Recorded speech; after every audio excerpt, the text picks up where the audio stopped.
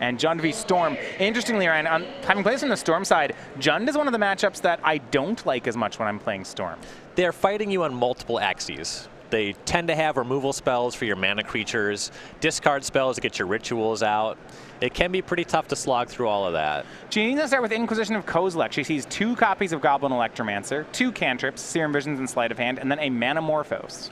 The pick here is clearly between one of the Electromancers or Manamorphose. You don't care about the cantrips? Nah, the deck just redraws and all kinds of stuff. There's redundant cantrips, and there's already stuff that you care about in the hand. The best ritual in the deck is Manamorphose. The mana creatures, the Brawls, the Electromancers, that's what the deck really needs to go off in the first place. Yeah. So you got to look at your hand. These cantrips likely trying to find more rituals, maybe a Gifts Ungiven to set up with more stuff. Can you keep the Electromancers under control?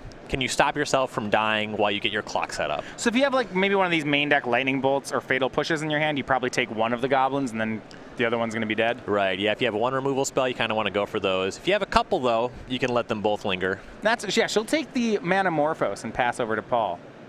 Paul's in a shock here for Serum Visions, probably fire off one of those cantrips. I believe he picked up a Ritual for the turn as he casts Serum Visions. See Baral, one of the 2 cards on top. I don't know how many of these 2 mana creatures he wants. Certainly not 3.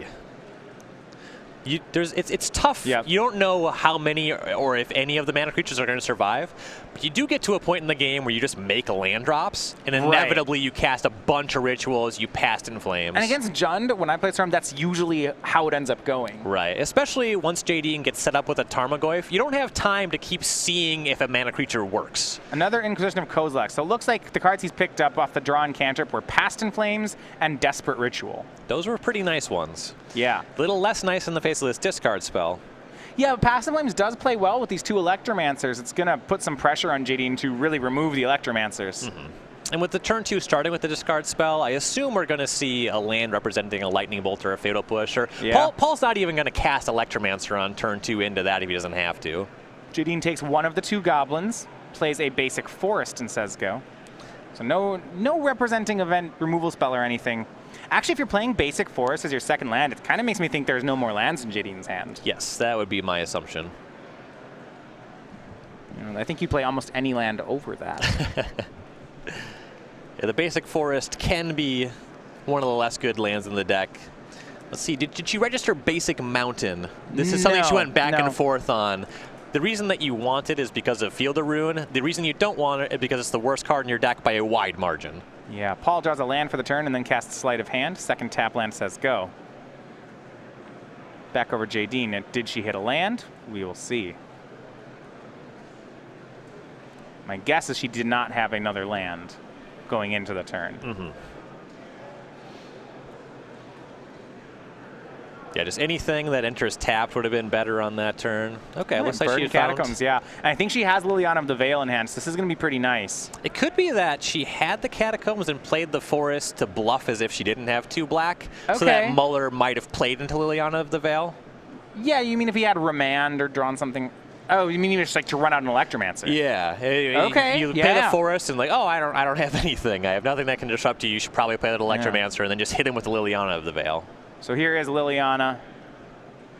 +1, she's going to discard, so she'll be down to 2 cards. But against Storm, it's just about making them discard each turn. Jadine gets rid of an extra Liliana. Paul ditches that Past in Flames. I am curious about that, though. That play is very much in Jadine's range. Yeah. Pyretic Ritual to draw for Paul. And with Jadine tapped down, now he's got to look at some lines. Electromancer, Pyretic. It's possible he could combo off here with the... It's unlikely because that Manamorphose is gone, but he'll make an Electromancer. We'll see if there's anything else. Yeah, looks like he wants the Storm counters. Let's do it. He's calling for it. If he has, well, he has 2 rituals, right? Pyretic, Desperate, Flashback, Past in Flames, Pyretic, Desperate, Mana. I think he can do it. Yeah, it looks like he has the mana. Does he have the payoff? Well, I look at his graveyard. I think this works. So, yeah, Pyretic brings him up to 3 red. Desperate will bring him up to 5. Then he can Flashback, Past in Flames, go down to 1. Play both those rituals again, use the Manamorphose. I think he's clear. He's got these redraws.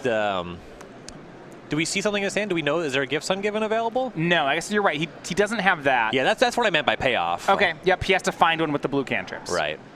And he's going to be choked on blue mana. So this is not guaranteed. You see up to Storm 3. Flashing back that Past in Flames as his next play. He's down to 1 mana, 4th spell. Now he can redo.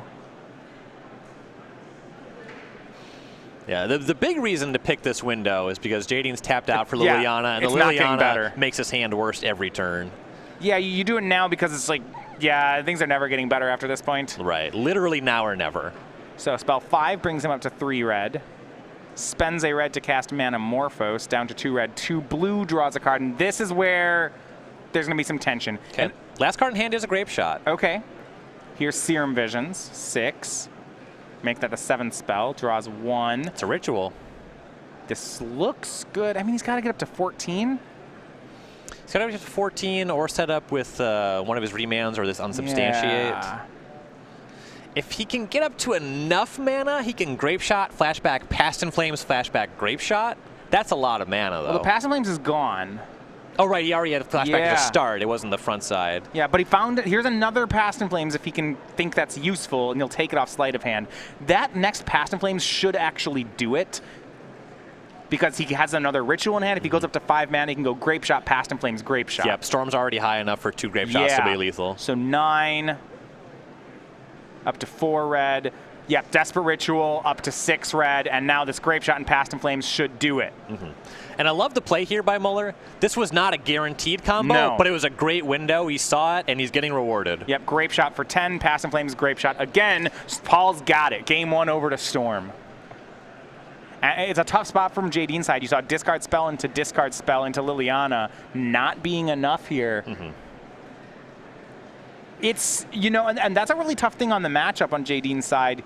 You know, she may go back and think, okay, were those 2 Inquisition of Kozilek's played correctly? You had discard each turn and got turned through and still got killed through it. It's going to make you wonder about the choices. Right. She has some upgrades post sideboard, but so does Paul. So both decks getting better. That's one way to play around Bloodbraid, is if you don't let them if you win before they play a 4th land, who cares? Right. Too easy. All right, we're going to look at the sideboards in just a minute, but before that, we're going to have a word from our sponsors.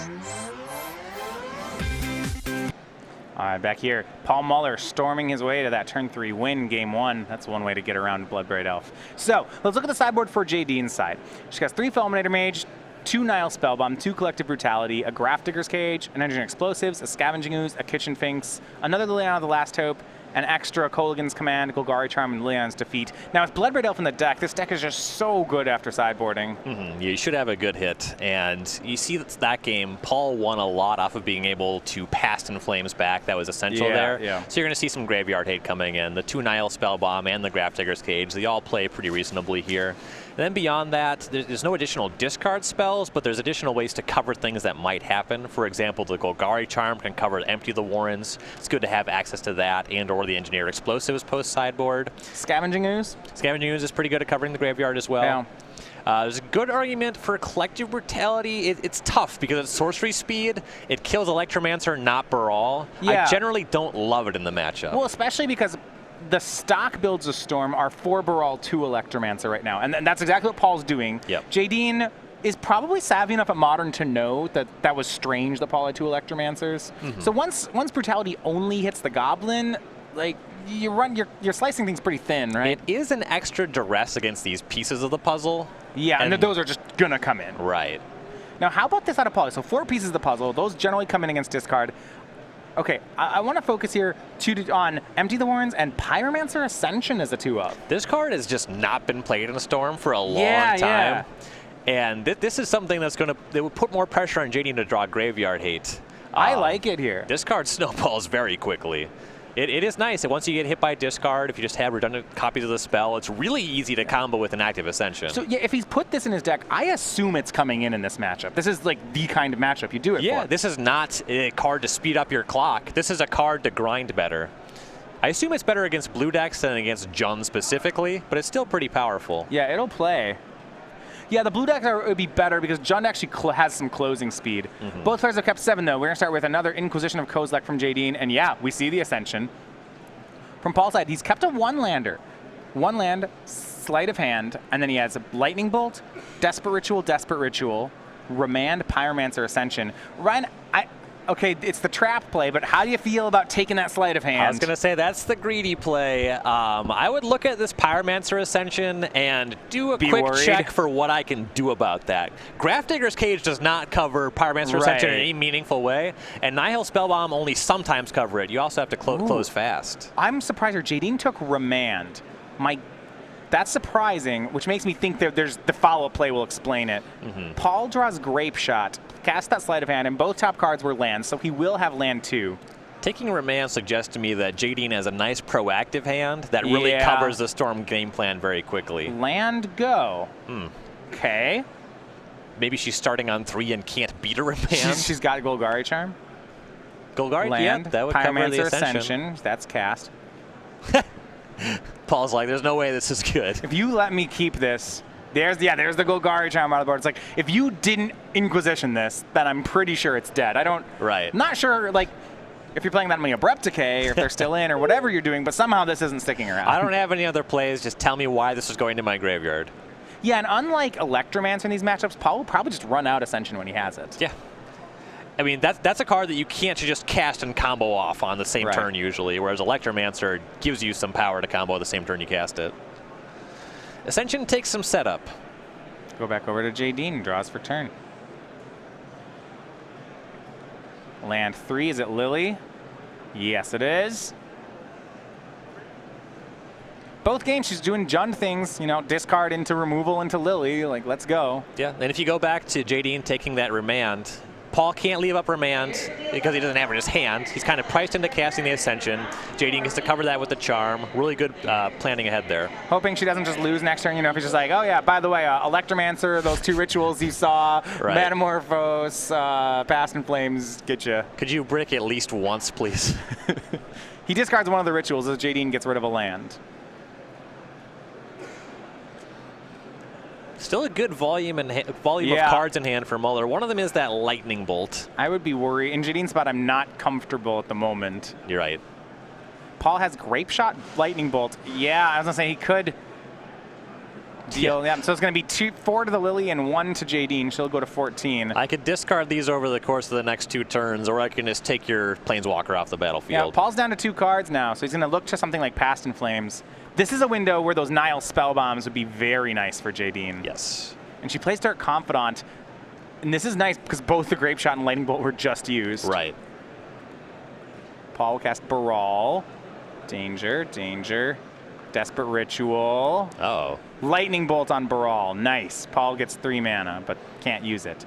Jadine, Dark Comment shows Lily. I like that. There's exactly 1 card in Paul's hand. Yeah, we'll change that. Yeah, here's Liliana. Discards a land, says go. Yeah, and Paul's last card was Empty the Warrens. If he was able to maintain that Baral, he would have made some goblins. You're right. Okay. That was a big Lightning Bolt for Jadine. Yes. And he finds a 4th land and says go. Jadine's Dark Confidant draws her a Stomping Ground, swings for 2. And once again, that was Paul picking a good spot. He was not going to get another shot at that Empty the Warrens, but did not work out this time. Lily keeps going up. Another land for Paul. And lands are actually great draws for Paul as Jadine gets the Treetop Village. Yeah, gets to get him out of his hand to accelerate his mana without hanging out. Paul to 13. Jadine continue to plus the Liliana and discard extra cards, but now Liliana's in ultimate range. Here's Sleight of Hand from Paul. Wants to find something off the top. Land and something else. Is the something else good? We'll see.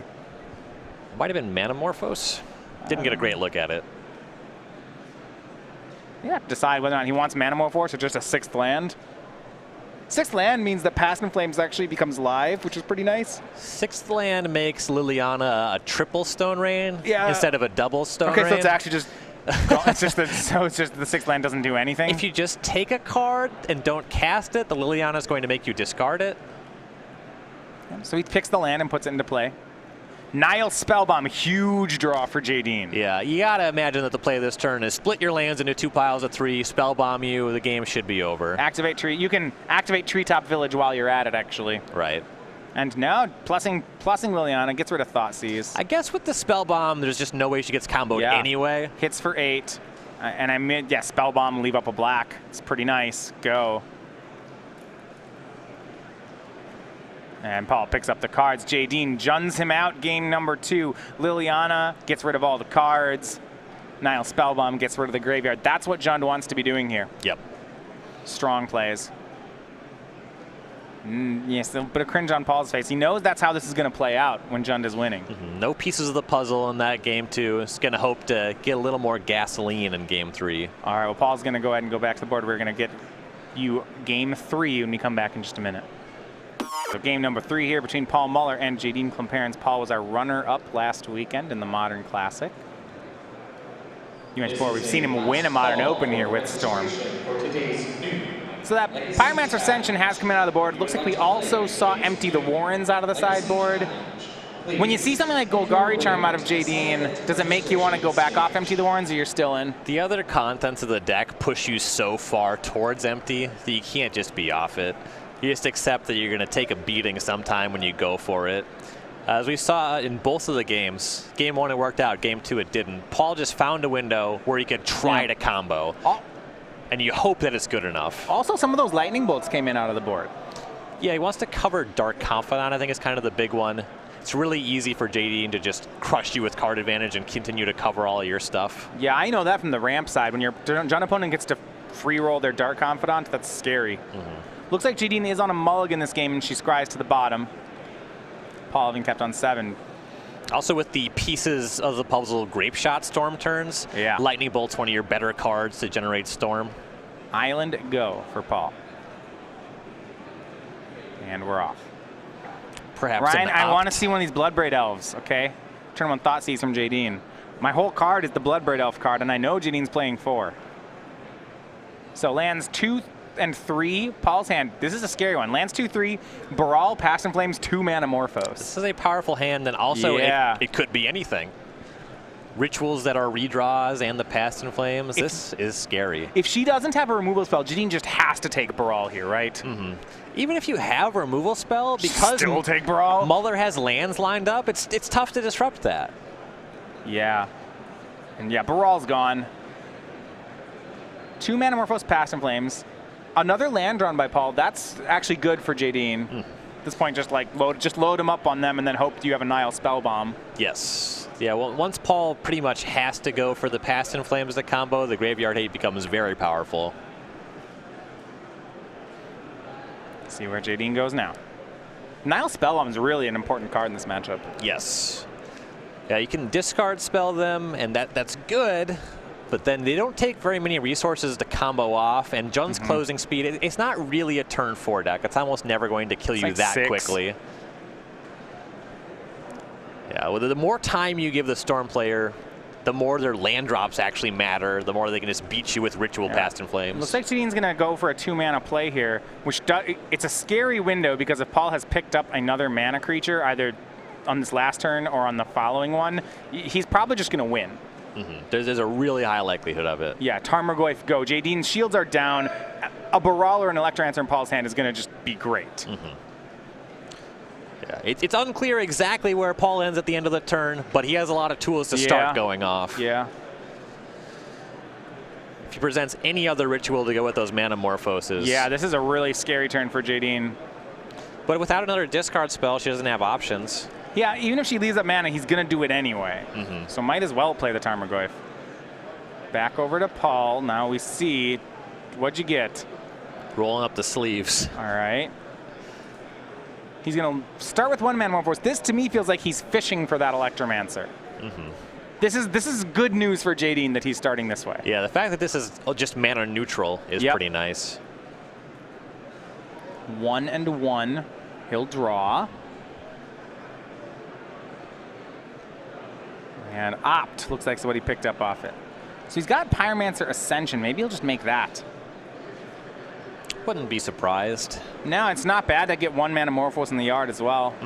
Yeah, once you've cast 1 Manamorphose, you don't have an enabler, so they're not plus mana, and you want to have the Manamorphose for the Ascension. It doesn't make sense to just Manamorphose again. So rather than Ascension, he's going to get pieces of the puzzle. So two more Manamorphoses, and then Serum Visions are his option. And with this Ascension in his hand, I'd just take all the Manamorphose. Oh, yeah. It's kind of unfortunate that he can't take the Baral, but 2 Manamorphose, sign me up for that.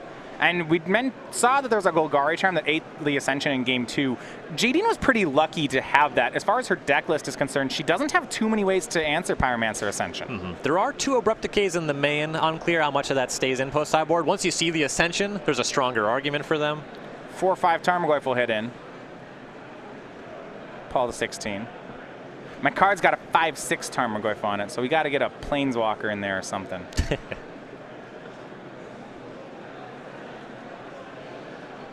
And Paul, 4th land, Pyromancer Ascension, and he can hold priority here, actually, and just start going for these Manamorphoses.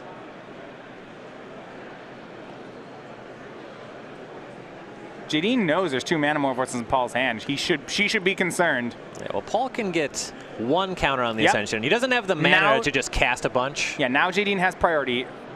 See if it... With that resolving, this is looking pretty nice for Paul. Another Manamorphose. Ascension is online, so now all his spells will be doubled. And the literal best spell in these decks to copy with Ascension is this last Manamorphose. I like that he puts the 3rd counter on the Ascension. Let's do it. So the first one resolves. He gets red-blue. Now the second one doesn't add to Storm, but he does get one. You draw an extra card, actually go up mana on it. Yeah, he gets to decide what mana he wants off the copy of Manamorphose. Looks like he'll take a 2nd of each. So 4 mana floating, Storm at 4. Paul might just win this turn. He's got a lot of cards in hand. Yeah. Double Serum Visions for Paul. Serum Visions twice sees you so many cards. Yeah. Stop. Ascension to 4, that's going to be important. I want to know if when he gets to counter 7, do we get a 2nd die? Yeah, and you see he put a Ritual on top. He's going to win this turn. Almost. It'd be very hard for him not to. Yes. He is out of Manamorphose. Yeah, that's fine. He won't be able to make more blue mana, but as long as he finds a Past in Flames, he'll be in. Well, it's pretty much locked there was up. one in the opener, remember? Yeah, this game should be locked up then. Yeah, you see, spends his 2 red, gets 6. Yeah, this is cool.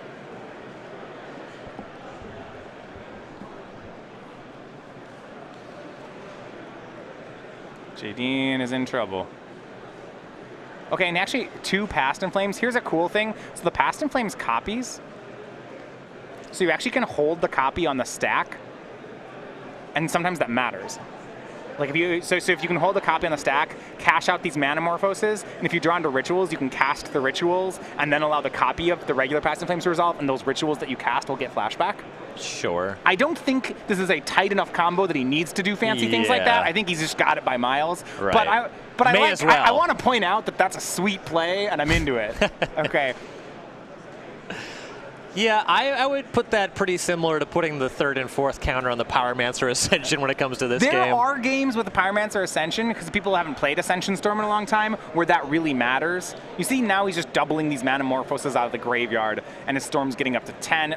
So with the Ascension builds, when you combo out with, unlike these other ones where you see them kind of like finding Grape Shot, once you get Ascension going, Paul probably has the ability right here to draw his entire deck. Yes. It is a full combo now. Mm-hmm. Yeah, I played a variant of this deck when it was standard legal. Yeah. And I did, yeah, same. Yeah, combining Ascension with Ponder was always really nice. So now he's going to bolt twice. That's 6 damage. Yeah, he literally is going to can draw his whole deck. He could probably win with just these lightning bolts. Yes. Here's another lightning bolt for 6 more. You can flash back that Past in Flames. More lightning bolts, Grape Shots. This is a lot of damage. Paul Muller's going to do it. It's an old school combo. That's Pyromancer Ascension getting it done. 2-1. He is your winner over